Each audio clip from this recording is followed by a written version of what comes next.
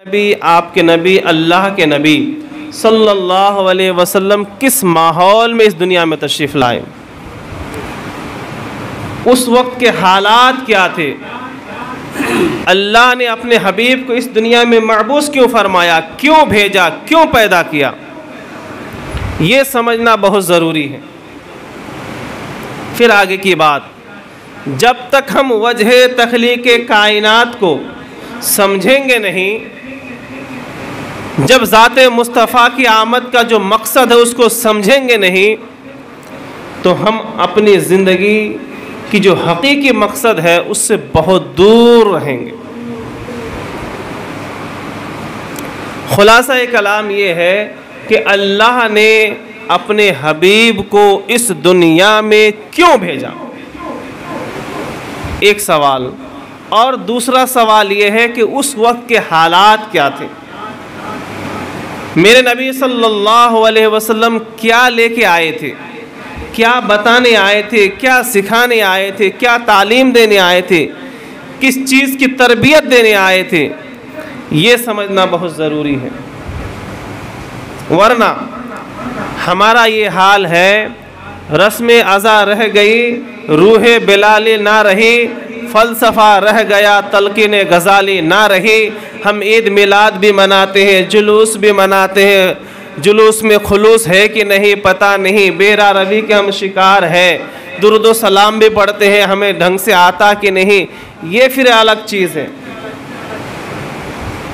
आइए मुख्तसर वक्त में मैं बताऊं कि उस वक्त के हालात क्या थे और आज के हालात को हम देखें। अल्लाह के नबी सल्लल्लाहु अलैहि वसल्लम जिस माहौल में, जिस दौर में मक्के की सरजमीन में पैदा हुए, उस वक्त मक्का और अरब और पूरी दुनिया का माहौल क्या था। गुनाहों का दौर दौरा था, इंसानियत नाम करके कोई चीज़ न थी, लड़कियों को जिंदा दरगोर कर दिया जाता था। किसी के घर में लड़की पैदा हुई तो उसको मार देने में फ़ख्र करते थे। लड़कियों की परवरिश, उसकी तालीम और तरबियत को लोग मनहूस समझते थे। किसी के घर में अगर लड़की पैदा हो गई तो उस घर का या तो बायकाट किया जाता था या पनौती समझा जाता था।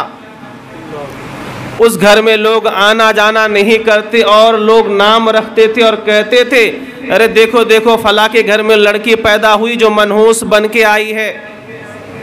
ये माहौल था।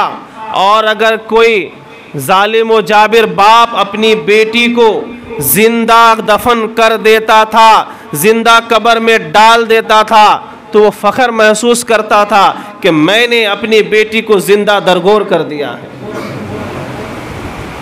अगर किसी औरत का शौहर मर जाता था, वो बेवा हो जाती थी, तो हाल ये था कि उसको 1 साल तक एक बंद कमरे में रख दिया जाता था। ना कोई लिबास, ना कोई नया कपड़ा, ना कोई अच्छी चीज़ खान पान के लिए, बल्कि उसको भी मनहूस और पनौती समझ के एक कमरे में दूर दराज, आबादी से दूर दराज जो है उसको बंद कर दिया जाता था।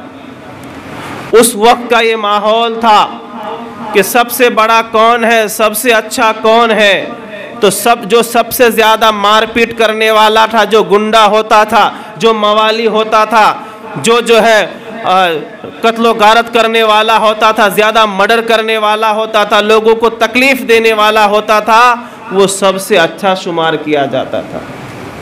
जिसका ख़ानदान बड़ा है, जिसके घर में आबादियाँ ज़्यादा है, उसको बड़ा समझा जाता था। यहाँ तक के लोग जिंदों के अलावा कब्रस्तान में जाके मुर्दों की कब्रों को गिनते थे। ये मेरे बाप की कब्र है, ये मेरे चाचा की कब्र है, ये मेरी नानी की, ये मेरी दादी की, ये मेरे दादा की, किसकी कसकी।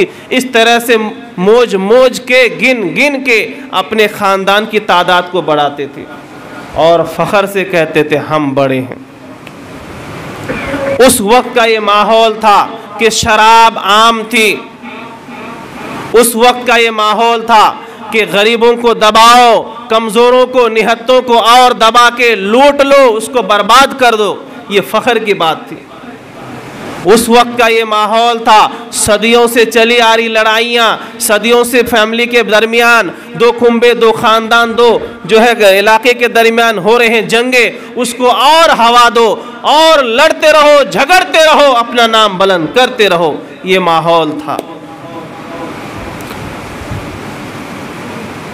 गरीबों को और गरीब कर दो, अमीर और ज़्यादा अफराद वाले ख़ानदान दूसरे ख़ानदान को लूट पाट करके ख़त्म कर दो। और झगड़ों के बीच में चिंगारियाँ लगाना, ये फ़ख्र की बात है। जो झगड़ा निपटने में आए, जो झगड़ा ख़त्म होने में आए, उसको असर नोह जो है हवा दे के तैयार करो और लड़ो, मारो, काटो। ये सबसे अच्छी बात थी। वो खाना-ए काबा जिसकी तामीर फरिश्तों ने की है, वो खाना-ए काबा जिसकी तामीर हज़रत आदम ने की है, नूह अलैहिस्सलाम ने की है, देगर अंबिया और रसूल वहाँ हाज़िरी देते आए हैं। हाँ, खलीलुल्लाह ने जिस घर की तामीर की है और जिस तामीर करने की बदौलत उसके एवज़ में अल्लाह ने अपने खलील के ख़ानदान से अपने हबीब को पैदा किया, उस खाना-ए काबा को जो मोहतरम व मुकर्रम समझा जाता था, लोगों ने उसको बुत खाना बना दिया था। और कुरैश के अलावा जितने लोग वहां तवाफ करने आएंगे, सबको नंगा होके तवाफ करना पड़ेगा। ये माहौल था। जो झगड़ा बातचीत में निपट सकती है, उसमें तलवारें निकालो। खून रेजिया हो, कत्लो गारत हो, कई बच्चे यतीम हो जाए, कितनी भी औरतें बेवा हो जाए, परवाह किए बगैर जंग लड़ो। और ये जंग एक दिन में, एक महीने में, एक साल में ये जंग ख़त्म नहीं होता था। नस्लन बादा नस्लिन ये जंग चलता था। मेरे दादा फला आदमी से झगड़ते थे, मैं उससे दोस्ती करूं, ये मुमकिन नहीं है, ये मेरी इंसानियत के खिलाफ है। नहीं, बल्कि उस जंग को और बढ़ावा देके उसके पूरे ख़ानदान से जंग करो। ये माहौल था। इंसानियत नाम करके कोई चीज़ न थी। अल्लाह की रुबूबियत में घोटाला, अल्लाह की वहदानियत में घोटाला, नबियों की शरीयतों में घोटाले, हर चीज़ को दरहम बरहम करके तागूतियत अपने उरूज पर, शैतानियत अपने उरूज पर, और लोग जो है बेहरा रवि के शिकार हो चुके थे। ऐसे वक्त में अल्लाह ने अपने हबीब को सरापा नूर बनाकर, सरापा बशर बनाकर, बशर व नूर बनाकर, नूर का पैकर बनाकर, इंसानियत का जामा पहनाकर इस दुनिया में महबूस फरमाया। और रब ने कुरान में ऐलान किया, लक़द मन्नल्लाहु अलल मुअमिनीना इद बअसा फ़ीहिम रसूला। ऐ मुसलमानों, दुनिया वालों, सुनो, ये मेरा एहसान है कि मैंने अपने हबीब को तुम्हारे हवाले कर दिया। ऐ इंसानों सुनो, मैंने तुम्हें पैदा किया है, तुम्हारे अंदर रूह दी है, जिंदगी दी है, तुम्हें मौत और हयात देने वाला मैं हूँ, रोजी रोटी देने वाला मैं हूँ, दुनिया की आशाई से देने वाला मैं हूँ, जहन्नम और जन्नत में दाखिल करने वाला मैं हूँ। तुम्हारे जिस्म के अंदर बहुत कीमती चीजें दी है। ये जो किडनी है कोई मामूली चीज नहीं है, ये दिल कोई मामूली चीज नहीं है, ये आंखें कोई मामूली चीज नहीं है, ये हाथ तुम्हारे मामूली चीज नहीं है। जिस्म का एक एक अंग बहुत कीमती है। लेकिन ए इंसानों सुनो, इन सब का पैदा करने वाला मैं है। तुम्हारे लिए चांद को मैंने बनाया है, तुम्हारे लिए सूरज को पैदा मैंने किया है, आबो हवा को मैं चलाता हूँ, जमीन को मैंने बिछाया है, बारिश को मैं उतारता हूँ, ये सब कुछ मेरा ही बनाया हुआ है। लेकिन सुन बंदा, ये सब तेरे लिए मैंने बनाया है, लेकिन मेरा एहसान नहीं है, मेरा एहसान तुम पर नहीं है। लेकिन अल्लाह ने जब इतनी नेमतें हमें दी, एहसान नहीं जताया। जब बारी आई ज़ाते मुस्तफ़ा की, जब बारी आई आमिना के लाल की, जब बारी आई मोहम्मद रसूलुल्लाह की, तो रब ने कुरान में इरशाद फरमाया, ये मेरा एहसान है कि अपने हबीब को दे दिया। पता क्या चला कि अल्लाह के नजदीक हमारी आंखें की कदर कीमत इतनी नहीं है जितनी ज़ाते मुस्तफ़ा की है। हमारे जिस्म का एक एक हिस्सा, एक एक पुर्जा, एक एक अज़ा अल्लाह के यहाँ कोई इतनी काबिल कद्र नहीं है जितनी ज़ाते मुस्तफ़ा है।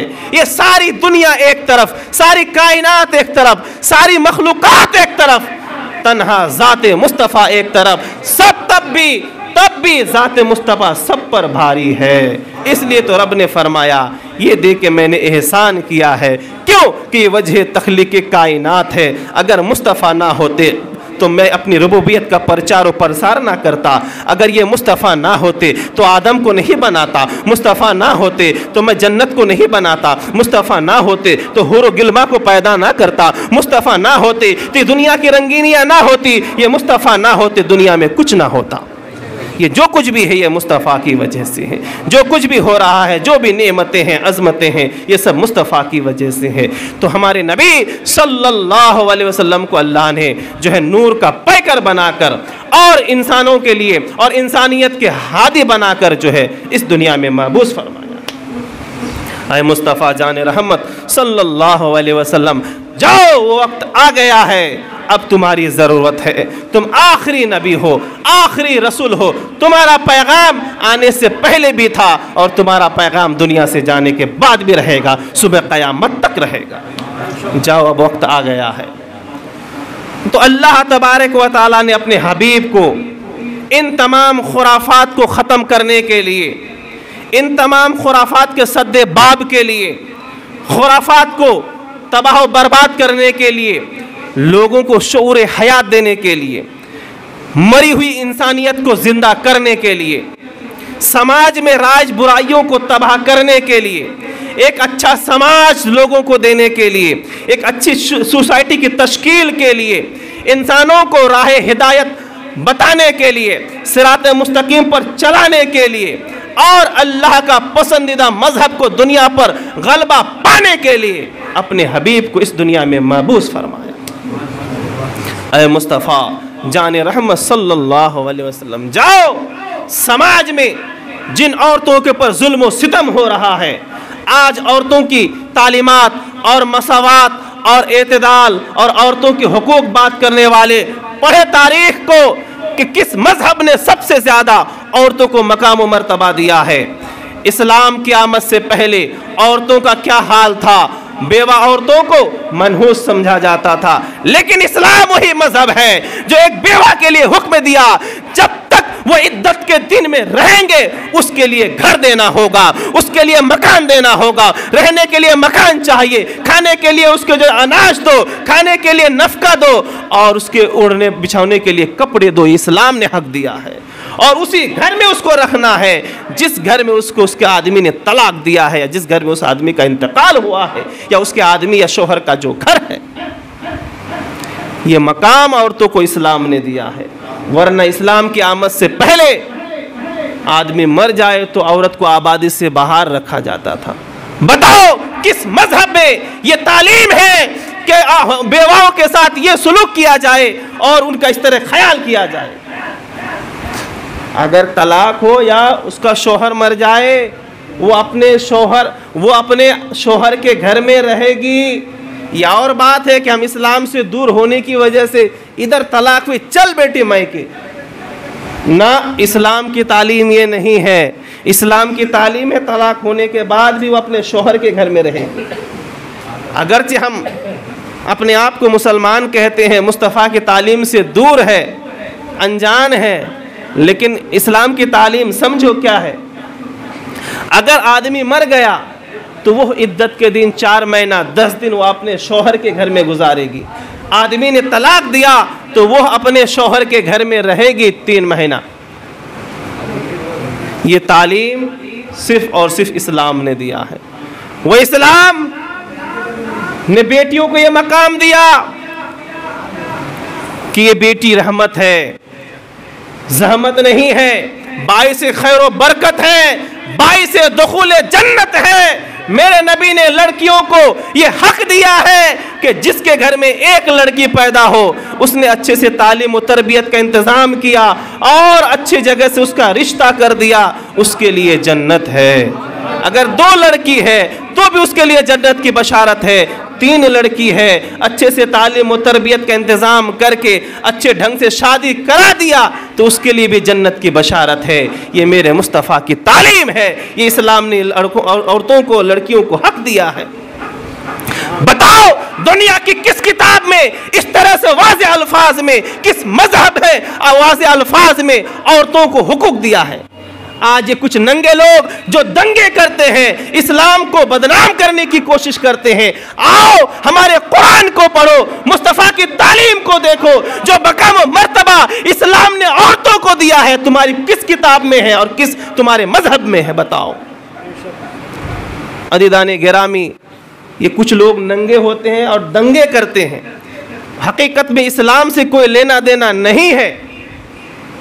मेरे नबी सल्लल्लाहु अलैहि वसल्लम ने फरमाया, जन्नत तुम्हारी माओ के कदमों में है। बताओ ये मकाम किसी और मजहब में है, किसी मजहबी किताब में है, किसी मजहब की तालीमात में है? ये सिर्फ और सिर्फ पवित्र कुरान की तालीम है, पवित्र हदीस की तालीम है। औरतों के ऊपर जुल्म करने वालों, माँ बाप को सताने वालों, बेवी बेटियों के ऊपर जुल्म सितम करने वालों, इस्लाम की बेटी हो या दुनिया की किसी मजहब की बेटी हो, उसके ऊपर जुल्म सितम करने वालों, आओ इस्लाम की तालीम पढ़ो। इस्लाम कहता है कि तुम जन्नत की तलाश में मस्जिद में आते हो, तुम जन्नत की तलाश में दरगाहों में जाते हो, जो तुम जन्नत की तलाश में जो काबा जाते हो, मदीना जाते हो, नहीं, जन्नत तुम्हारी माओ के कदमों में रख दिया है। इससे ज्यादा और मकाम मर्तबा कौन दे सकता है? ये इस्लाम की तालीम है। और हमारे नबी अलैहिस्सलाम की आमद से पहले औरतों को बिल्कुल घटिया चीज, यूज एंड थ्रू वाली चीज हमने, और उस वक्त औरतों को बिल्कुल मनहूस और ख़राब चीज़ तस्वर की जाती थी। वही माएँ हैं जिन्होंने नबियों को जन्म दी है, जिनके बतनों से वली पैदा होते हैं, जिनके बतनों से आलिम हाफिज कुरान पैदा होते हैं, जिनके बतनों से मुजद्दिद पैदा होते हैं। उन औरतों को तुम मनहूस कहते हो? नहीं, इस्लाम ने मकाम दिया, वक़ार दिया, इज्जत दी और हुकूक दिया। और कहा कि औरतों को यानी लड़कियों को अपनी वरासत से नामहरूम मत करो, महरूम मत करो, उन्हें हक दो। और इस्लाम ने हक दिया। सूरह निसा अल कुरान करीम में अल्लाह ने बयान फरमाया। तो हमारे नबी सल्लल्लाहु अलैहि वसल्लम औरतों को हुकूक देने आए थे। यतीमों के माल लूटा जा रहा था, गरीबों को कमजोर किया जा रहा था। मेरे नबी ने फरमाया, नहीं, मजदूर का पसीना सूखने से पहले मजदूरी अदा कर दो, वरना जन्नत से दूर कर दिए जाओगे। बताओ किस मजहब में कहा है कि किस मजहब में इस तरह से मजदूरों के साथ सुलूक का जो है, सुलूक की तालीम दी गई है? यहाँ तो गरीबों का पसीना इस्तेमाल किया जाता है और अमीर बनते चला जाता है। लेकिन इस्लाम ने क्या तालीम दी है? गरीब है, लाचार है, तुम जुल्म करोगे, सताओगे? नहीं, अगर जन्नत पानी है तो मजदूर का पसीना सूखने से पहले मजदूरी दे दो। बताओ तुम्हारी कौन सी किताब में यह तालीम है? नबी पाक सल्लल्लाहु अलैहि वसल्लम ने यह तालीम दी है कि तुम्हारे पड़ोस में, मोहल्ले में, जान पहचान दोस्त में अगर कोई बीमार है तो उसकी इयादत करने जाओ। दुश्मनी लाख सही, पर बीमार होने पर तुम उसकी इयादत करने जाओ। बताओ किस किताब में ये तालीम है? ये तालीम हमें मुस्तफ़ा ने दी है। क्यों? अपने अंदर इत्तेहाद के लिए, मोहब्बत के लिए। और अगर हम जानबूझ की आदत को नहीं जाएंगे, कल बरोज़े क़यामत रब पूछेगा, बंदा पहले तो ये बता, मैं बीमार था, तू आया क्यों नहीं मुझे देखने? बंदा पूछेगा, मौला तू बीमार कैसे हो सकता है? तुझे बीमारी कब हुई थी? हम तुझे देख नहीं सकते थे। रब फरमाएगा, सुन, तेरा फला रिश्तेदार बीमार था ना, तू देखने नहीं गया? तेरा दोस्त फला बीमार था, तू इयादत को क्यों नहीं गया? अगर तू वहां इयादत को जाता, गोया तू मेरे पास आता, मुझे देखने आता। ये तालीम क्यों दिया इस्लाम ने? मोहब्बत के लिए, इख़वत के लिए, भाईचारगी के लिए, आपस में जो है प्यार मोहब्बत के लिए इस्लाम ने तालीम दी है। अज़ीज़ान गिरामी, तो उस मज़हब के बानी और रहबर और रहनुमा जनाब मुहम्मद रसूलुल्लाह सल्लल्लाहु अलैहि वसल्लम की आमद का ये महीना है। तो ज़रूरत इस बात की है कि जो मिशन लेकर, जो पैगाम लेकर, जो है फरमुदात व इरशादात लेकर मुस्तफ़ा सल्लल्लाहु अलैहि वसल्लम इस दुनिया में आए, हम उसको अमल में लाए, अपनी ज़िंदगी में शामिल करें और ईद मिलाद की खुशियों के साथ साथ अपनी ज़िंदगी में तब्दीली की कोशिश करें।